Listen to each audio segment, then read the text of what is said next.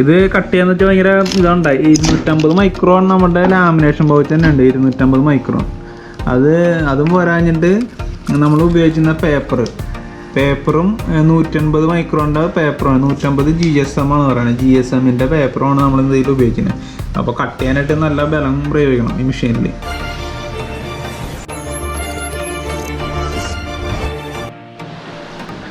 Hello friends, എല്ലാവർക്കും മറ്റൊരു വീഡിയോയിലേക്ക് ഹാർദമായ സ്വാഗതം. ഇന്ന് പരിചയപ്പെടുത്താൻ പോകുന്നത് ID കാർഡ് എങ്ങനെയാണ് നിർമ്മിക്കുന്നതെന്നാണ്. നമ്മളെല്ലാവരും തന്നെ ID കാർഡൊക്കെ യൂസ് ചെയ്യുന്നവരായിരിക്കും. കഴുത്തിലൊക്കെ ഇട്ട് ID കാർഡ് ഉപയോഗിച്ചുകൊണ്ട് നടക്കുന്ന എല്ലാവരും തന്നെ ID കാർഡ് യൂസ് ചെയ്യുന്നവരായിരിക്കും ഈ കാലഘട്ടങ്ങളിൽ. അപ്പോൾ എങ്ങനെയാണ് ID കാർഡ് സെറ്റ് ചെയ്യുന്നതെന്ന് അറിയാത്തവർ കുറേ പേരുണ്ടാവും. ID കാർഡ് എങ്ങനെയാണ് നിർമ്മിക്കുന്നതെന്നൊക്കെ അറിയാത്ത അവർക്ക് വേണ്ടിയിട്ടുള്ള വീഡിയോ ആണ്. എങ്ങനെയാണ് അതിൻ്റെ പ്രോസസ്സിങ്, എങ്ങനെയാണ് ID കാർഡിൻ്റെ ഓരോ സ്റ്റെപ്പും ചെയ്യുന്നതെന്നാണ് ഇന്നത്തെ വീഡിയോയിലൂടെ ഞാൻ കാണിക്കാൻ പോകുന്നത്. അപ്പോൾ നമുക്ക് എങ്ങനെയാണ് ID കാർഡ് സെറ്റ് ചെയ്യുന്നത് കാണാം. ID കാർഡിൻ്റെ രൂപരേഖ ഉണ്ടാക്കുന്നത്, അതായത് ടെംപ്ലേറ്റ് ID കാർഡ് ഡിസൈൻ ചെയ്യുന്നത് ഫോട്ടോഷോപ്പിൽ ഇട്ടിട്ടാണ് ID കാർഡ് ഡിസൈൻ ചെയ്യുന്നത്. അതിൻ്റെ അളവെന്ന് പറയുന്നത് ലാൻഡ്സ്കേപ്പിലും പോർട്രേറ്റിലും 2 ടൈപ്പിൽ ID കാർഡ് സെറ്റ് ചെയ്യാം. 2 ടൈപ്പിൽ ID കാർഡ് ഉണ്ടാവും. കോമൺ ആയിട്ട് ഇപ്പോൾ പോർട്രേറ്റാണ് ഉപയോഗിക്കണത്. പണ്ട് കാലങ്ങളിലൊക്കെ ലാൻഡ്സ്കേപ്പാണ് കൂടുതൽ ഉപയോഗിച്ചുകൊണ്ടിരുന്നത്. ഇപ്പോൾ പോർട്രേറ്റാണ് ഉപയോഗിച്ചുകൊണ്ടിരിക്കുന്നത്. അപ്പോൾ അതിൻ്റെ അളവെന്ന് പറയുന്നത് 5.4 സെൻറ്റിമീറ്ററും 8.6 സെൻറ്റിമീറ്ററാണ് അതിൻ്റെ അളവ് വരുന്നത്. ലാൻഡ്സ്കേപ്പ് ആണെങ്കിൽ ഹൈറ്റ് വരുമ്പോൾ 5.4ഉം വിഡ്ത്ത് വരുമ്പോൾ 8.6ഉം വരും. അത് പോർട്രേറ്റിൽ വരുമ്പോൾ ഹൈറ്റ് 8.6ഉം വരും, വിഡ്ത്ത് വരുമ്പോൾ 5.4ഉം വരും. ഇങ്ങനെയാണ് ഈ ID കാർഡിൻ്റെ സൈസ് വരുന്നത്. അപ്പോൾ അത് നമ്മൾ ഫോട്ടോഷോപ്പിലിട്ട് ഡിസൈനൊക്കെ ചെയ്ത് സെറ്റ് ചെയ്തെടുക്കുക, ഈ അളവിൽ സെറ്റ് ചെയ്തെടുക്കുക. എന്നിട്ടാണ് നമ്മൾ പ്രിൻറ്റിങ് സെക്ഷനിലോട്ട് പോകുന്നത്. പ്രിൻറ്റിങ് സെക്ഷനിൽ പ്രിൻ്റ് ചെയ്യാൻ നോക്കുക. അടുത്തതായിട്ട് നമ്മളുടെ അനിയനുണ്ട, പുള്ളിയാണ് ഈ ID കാർഡിൻ്റെ സ്പെഷ്യലിസ്റ്റ്. പുള്ളിയാണ് പറഞ്ഞത് ഒരു വീഡിയോ ഒക്കെ എടുത്ത് എന്നൊക്കെ പറഞ്ഞത്. ലോക്ക്ഡൗൺ ഒക്കെയാണ്. അപ്പോൾ ലോക്ക്ഡൗൺ ആയതുകൊണ്ട് തന്നെ കട ഇപ്പോൾ തുറക്കാൻ പറ്റില്ല. അനിയനൊരു കടയുണ്ട്, കമ്പ്യൂട്ടർ സെയിൽസ് ആൻഡ് സർവീസ്, പിന്നെ അതുപോലെ തന്നെ DTP, അങ്ങനെയുള്ള എല്ലാ പരിപാടികളൊക്കെ ഉണ്ട്. സ്കൂളുകളുടെയൊക്കെ ID കാർഡൊക്കെ ചെയ്യുന്നത് പുള്ളിയാണ്. പറവൂര്, ആലുവയിലും എല്ലാം ചെയ്തുകൊണ്ടിരിക്കുന്നത് പുള്ളിയാണ്. ID കാർഡൊക്കെ ചെയ്തുകൊണ്ടിരിക്കുന്നത്. അപ്പോൾ ഇപ്പോൾ ലോക്ക്ഡൗൺ ആയതിനു ശേഷം കട തുറക്കാൻ പറ്റുന്നില്ല. അതുകൊണ്ട് തന്നെ അത് വീട്ടിലോട്ട് സാധനങ്ങളൊക്കെ കൊണ്ടുവന്നേക്കാണ്. ഒരു റൂമിൽ കൊണ്ടുവന്ന് സെറ്റ് ചെയ്തേക്കാണ്. ഇവിടെ അലങ്കോലൊക്കെ ആയിട്ട് ഇരിക്കണത് കാരണം റൂമിൽ നിറയെ പ്രിൻ്ററും കമ്പ്യൂട്ടറും ഒക്കെ ആയിട്ട് സെറ്റ് ചെയ്ത് വെച്ചേക്കാണ്. അപ്പോൾ അതിൽ നിന്നാണ് നമ്മൾ പ്രിൻ്റ് വിടുന്നത്. ഇത് ലാപ്ടോപ്പാണ്. ഈ ലാപ്ടോപ്പിൽ നിന്നാണ് നമ്മൾ പ്രിൻ്റ് വിടുന്നത്. അതായത് നേരത്തെ കണ്ടത് ഡെസ്ക്ടോപ്പ് കമ്പ്യൂട്ടറാണ് കേട്ടോ. അതിൽ പ്രിൻ്ററൊന്നും കണക്ട് ചെയ്തില്ല. അത് വീട്ടിലെ കമ്പ്യൂട്ടറാണ്. അപ്പോൾ ലാപ്ടോപ്പിലാണ് ഈ പ്രിൻ്ററുകളൊക്കെ കണക്ട് ചെയ്ത് വെച്ചിരിക്കുന്നത്. അതുകൊണ്ട് തന്നെ നമ്മൾ ലാപ്ടോപ്പിൽ നിന്നാണ് പ്രിൻ്റ് വിടാൻ പോകുന്നത്. ഇത് തോഷിബയുടെ ഒരു ഇൻ്റൽ പെൻറ്റിയം എന്ന് പറയുന്നൊരു മോഡൽ ലാപ്ടോപ്പാണ് കേട്ടോ. ഒരു പഴയൊരു ലാപ്ടോപ്പാണ്. അപ്പോൾ ഇതിൽ ഉപയോഗിക്കുന്നത്, ഇത് പ്രിൻ്റ് വിടുന്നത് ഒരു സിന്തറ്റിക് പേപ്പറിലാണ് ഇത് പ്രിൻ്റ് വിടുന്നത്. അതായത് പ്ലാസ്റ്റിക് അടങ്ങിയൊരു പേപ്പറാണത്. അതുകൊണ്ട് തന്നെ നനഞ്ഞു കഴിഞ്ഞിട്ടുണ്ടെങ്കിൽ അത് പെട്ടെന്ന് കംപ്ലൈൻറ്റ് വരില്ല. ആ പേപ്പറിലാണ് നമ്മൾ പ്രിൻ്റ് എടുക്കുന്നത്. ഇതിലാണ് നമ്മളുടെ പ്രിൻ്റ് വരുന്നത്. നമ്മളുടെ Epson 3110 എന്ന് പറയുന്ന പ്രിൻ്ററിലാണ് പ്രിൻ്റ് വരുന്നത്. അപ്പോൾ ഇത് സിന്തറ്റിക് ടൈപ്പ് പേപ്പറാണ് നമ്മളിതിൽ ഇട്ട് കൊടുത്തിരിക്കുന്നത്. അതുകൊണ്ട് തന്നെ പ്രിൻ്റ് മഴ നനഞ്ഞാലും അങ്ങനെയൊന്നും പോകാൻ സാധ്യതയില്ല. പിന്നെ PVC ടൈപ്പ് ID കാർഡ് അടിക്കുന്നുണ്ട് കേട്ടോ. PVC ടൈപ്പ് ID കാർഡിനൊക്കെ നല്ലത് ഇതേപോലെ സിന്തറ്റിക് ടൈപ്പ് പ്രിൻ്റ് എടുത്തിട്ട് അതിൽ ലാമിനേറ്റ് ചെയ്തെടുക്കുന്നതാണ് വളരെ ബെറ്റർ ആയിട്ട്. അതായത് സ്ക്രാച്ചസ് വീഴാൻ സാധ്യത കുറവാണ്. പിന്നെ വെച്ചിട്ടുണ്ടെങ്കിൽ നമുക്ക് ബൾക്കായിട്ട് പ്രിൻ്റ് അടിക്കാനായിട്ട് വളരെ പെട്ടെന്ന് തന്നെ അടിച്ച് കിട്ടും. അതുപോലെ തന്നെ അതിൻ്റെ ലുക്കിലും ഒരു അത്യാവശ്യം ഒരു ക്വാളിറ്റി ഫീൽ ചെയ്യുന്നത് ഈ ഇതുപോലെ തന്നെ സിന്തറ്റിക്കിൽ പ്രിൻ്റ് എടുത്തിട്ട് സിന്തറ്റിക് ഷീറ്റിൽ പ്രിൻ്റ് എടുത്തിട്ട് ലാമിനേറ്റ് ചെയ്തെടുക്കുന്നതാണ് ബെറ്റർ എനിക്ക് തോന്നിയിട്ടുള്ളത്. ഇത് ബ്രദറിൻ്റെ ഒരു പ്രിൻ്ററാണ് കേട്ടോ. ബ്രദർ എന്ന് പറഞ്ഞ കമ്പനിയുടെ പ്രിൻ്ററാണ്. DCP-L25200 എന്ന് പറയുന്നൊരു മോഡൽ പ്രിൻ്ററാണത്. ഇത് ഡ്യൂപ്ലെക്സ് പ്രിൻ്ററാണ് കേട്ടോ. ഡ്യൂപ്ലെക്സ് പ്രിൻ്ററാണ്. അതുപോലെ തന്നെ ഫോട്ടോ കോപ്പിയർ ഉണ്ട്. ഇത് ഫോട്ടോ കോപ്പിയർ ഉണ്ട്. ഡ്യൂപ്ലെക്സ് പ്രിൻ്ററാണ്. ക്ലോസ് ചെയ്യാം.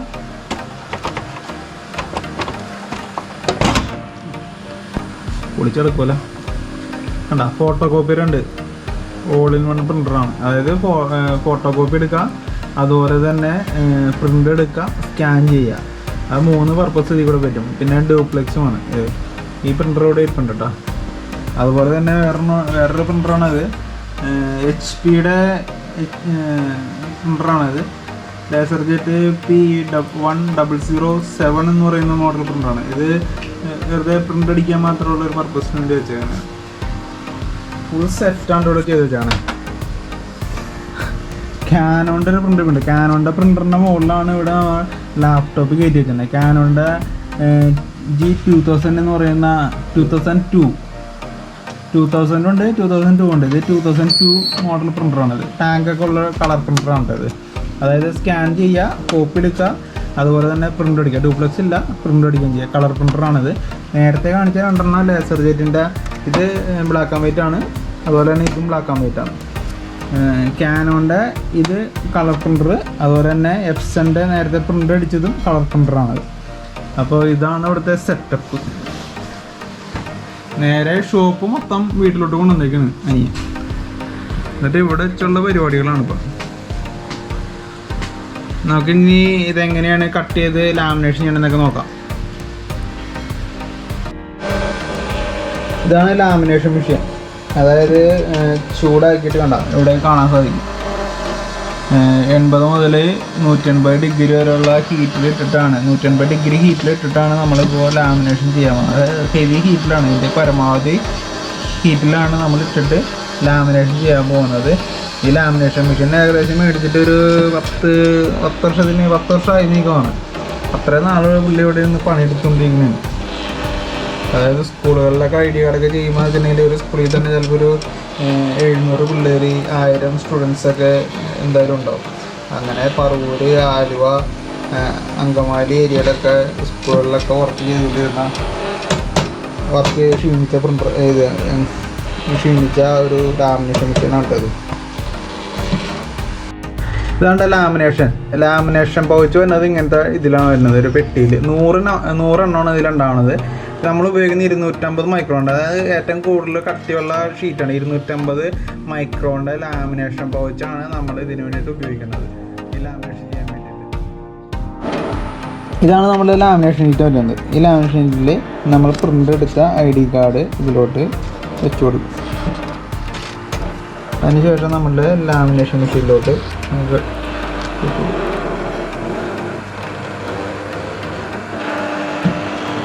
ഇതിൻ്റെ മുകൾ ഭാഗത്തൊക്കെ ഒരു കവറിങ് ഉണ്ടായിട്ടാ. ഇതിന് തൊട്ട് കഴിഞ്ഞാൽ ചൂടാണത്, പഴുത്തിരിക്കുകയാണ്. ആ കവറിങ്ങൊക്കെ ഊരി മാറ്റി വെച്ചേക്കാണ്. കൊന്നേ ഈ മെഷീനാട് കൊല്ലാണ് പണി പിടിപ്പിച്ച്. അതുകൊണ്ടാണ് കണ്ടാ നമ്മുടെ കാർഡ് അടിപൊളിയായിട്ട് വന്നിട്ടുണ്ട്. ഇനി ഇത് നമുക്ക് കട്ട് ചെയ്യണം. കട്ടിങ് മെഷീനുണ്ട്, കട്ടിങ് മെഷീനിൽ വെച്ചിട്ട് നമുക്ക് കട്ട് ചെയ്തെടുക്കാം.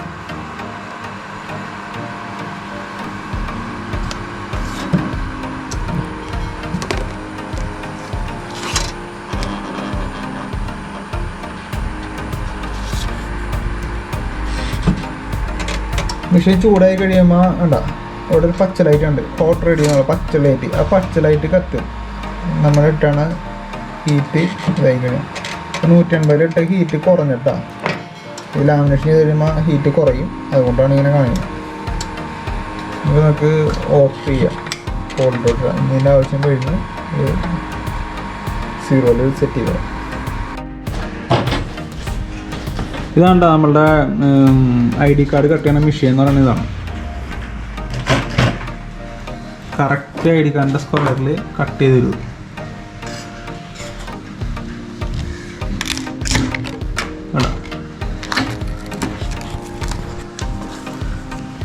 ഇതിൻ്റെ ഇങ്ങനെ വരും. ഇതിൻ്റെ ഉള്ളിലെ പീസ് കണ്ടോ ഇതേപോലെ കട്ടായിട്ട്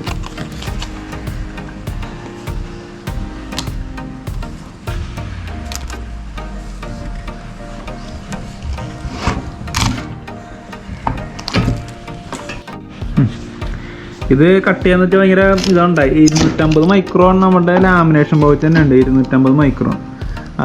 അതും പോരാഞ്ഞിട്ട് നമ്മൾ ഉപയോഗിക്കുന്ന പേപ്പറും 150 മൈക്രോണിൻ്റെ പേപ്പറാണ്. 150 GSM ആണ് പറയുന്നത്. GSMൻ്റെ പേപ്പറാണ് നമ്മൾ ഇതിൽ ഉപയോഗിക്കുന്നത്.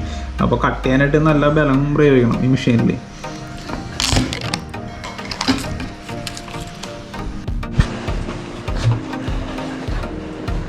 ഇങ്ങനത്തെ റോളായിട്ടാണ് ID കാർഡിൻ്റെ ടാഗ് വന്നത്. ഇതൊരു 2-4 കിലോ 2 കിലോ ഒടുങ്ങി 4 കിലോയൊക്കെ ഉള്ള ഒരു റോളായിട്ടാണ് ID കാർഡിൻ്റെ ടാഗ് വന്നത്. പല കളർ കിട്ടും കേട്ടോ. എന്നിട്ട് നമ്മളുടെ ആവശ്യത്തിനനുസരിച്ച് ഇതുപോലെ കട്ട് ചെയ്തെടുക്കുക.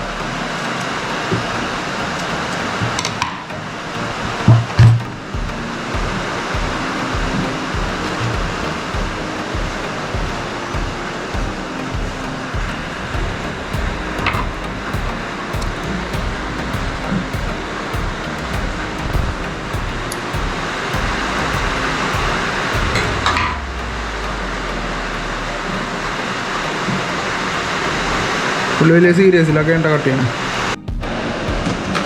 ID കാർഡിൻ്റെ ഹോൾഡർ വന്നത് ഇതാണ്. ഇതിൻ്റെ ഇവിടെ ആയിട്ടാണ് നമ്മൾ ഈ ടാഗ് കോർക്കണത്. കാണിച്ചു തരാം കേട്ടോ ടാഗ് കോർക്കുന്നത്.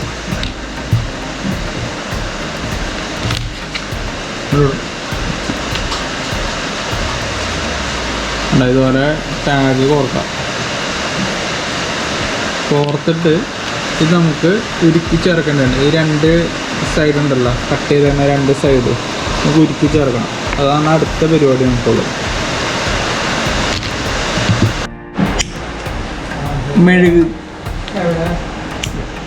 മെഴുകുതിരി കത്തിച്ചിട്ടാണ് നമ്മൾ ഈ ഇത് ടാഗ് ഉരുക്കിയെടുക്കണം കേട്ടോ.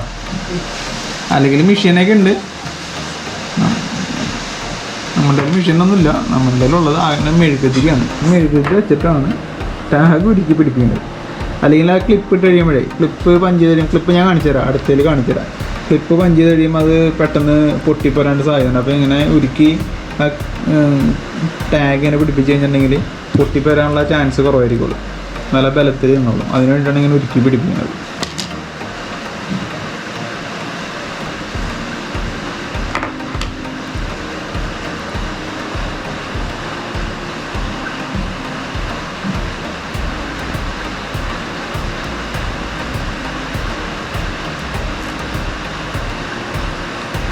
ഉരുക്കി കഴിഞ്ഞിട്ടുണ്ടെങ്കിൽ ഒരു വിധത്തിൽ അത്യാവശ്യം ബലമൊക്കെ പ്രയോഗിച്ച് വലിച്ചു കഴിഞ്ഞാലും പൊട്ടിപ്പോരില്ല കേട്ടോ. നല്ലൊരു സ്ട്രോങ് ആയിരിക്കുള്ളൂ.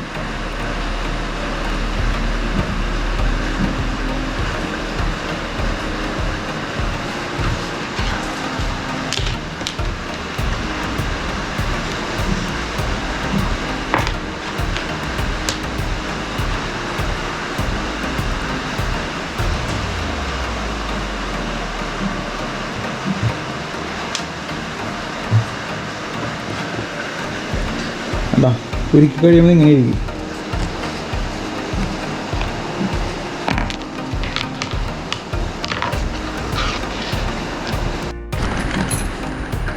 ഇതാണ് നമ്മളുടെ ക്ലിപ്പ് തന്നെ കേട്ടോ. കണ്ടാ എവിടെ കണ്ടാ,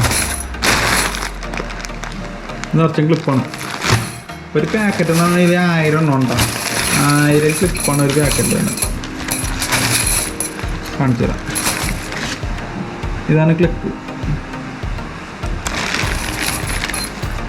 ഇത് ഇതിലോട്ട് ഇടുന്നത് ഇങ്ങനെയാണ് കാണിച്ചത്. അങ്ങനെ കയറ്റി വെച്ച് കഴിഞ്ഞിട്ടുണ്ടെങ്കിൽ ഞാൻ നോക്കാം. പഞ്ചാണിത്, പഞ്ച് മെഷീനാണിത്.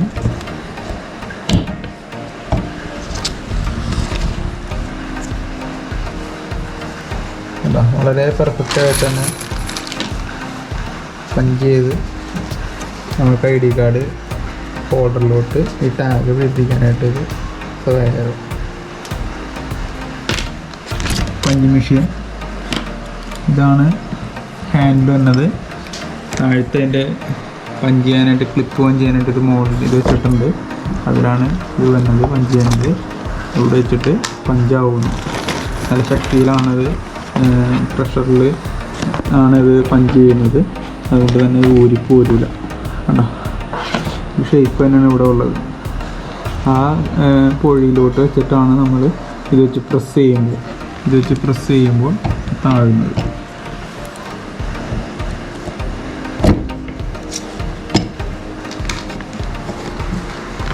ചില ആൾക്കാരൊക്കെ പ്ലെയർ കൊണ്ടൊക്കെ ഇത് പ്രസ് ചെയ്യാറുണ്ട് കേട്ടോ. പ്ലെയർ കൊണ്ടൊക്കെ പ്രസ് ചെയ്തിട്ടുണ്ടെങ്കിൽ അത് ഒരു പെർഫെക്റ്റ് ആണെന്ന് പറയാൻ പറ്റില്ല. ഇതൊക്കെ ഇവിടെ പ്ലെയറിൻ്റെ പാട് വരും ഇവിടെ ചളങ്ങി പോണത്. നമ്മളുടെ ഇത് മെഷീൻ ഉണ്ട്. ആ പഞ്ചിങ് മെഷീൻ വെച്ചിട്ടാണ് നമ്മളിത് പഞ്ച് ചെയ്യുന്നത്. അതുകൊണ്ട് തന്നെ നല്ല പെർഫെക്റ്റിലൂടെ ഈ ടാഗ് ഇരിക്കാനായിട്ട് സഹായകരമാകും. അതിനുശേഷം നമ്മൾ റെഡിയാക്കി വെച്ചിരിക്കുന്ന ID കാർഡ് എടുക്കാം കേട്ടോ.